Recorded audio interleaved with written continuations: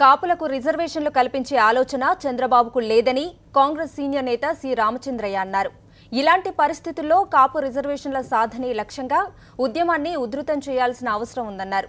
ఇందుకోసం కాపు సంఘాలు సిద్ధంగా ఉండాలన్నారు.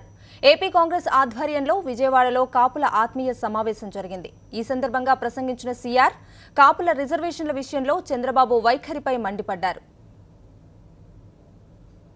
మీరు ఏదో ఎక్కువగా ఆశ పెట్టుకుని వస్తాదనేటువంటిది లేదు. మనం ముందుగానే మెంటల్ గా ప్రిపేర్ అయిపోతున్నాం.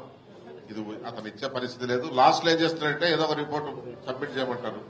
చంద్రబాబు నాయుడు ఏమి చెప్తే అదే రిపోర్ట్. మేమేమో డాక్యుమెంట్స్ అన్ని పక్కాగా తయారు చేసి అన్ని సబ్మిట్ చేస్తున్నాం ప్రతి జిల్లాలో. కానీ అవేం పనిచేయవు.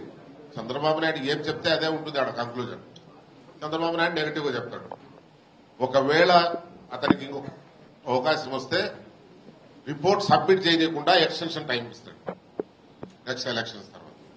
ఈ రెండు తర్జనలు భర్జనలు జరుగుతున్నాయి వాళ్ళ మైండ్స్ లో. వాళ్ళ చర్చ కూడా చేసుకుంటున్నారు. కానీ ఎప్పుడు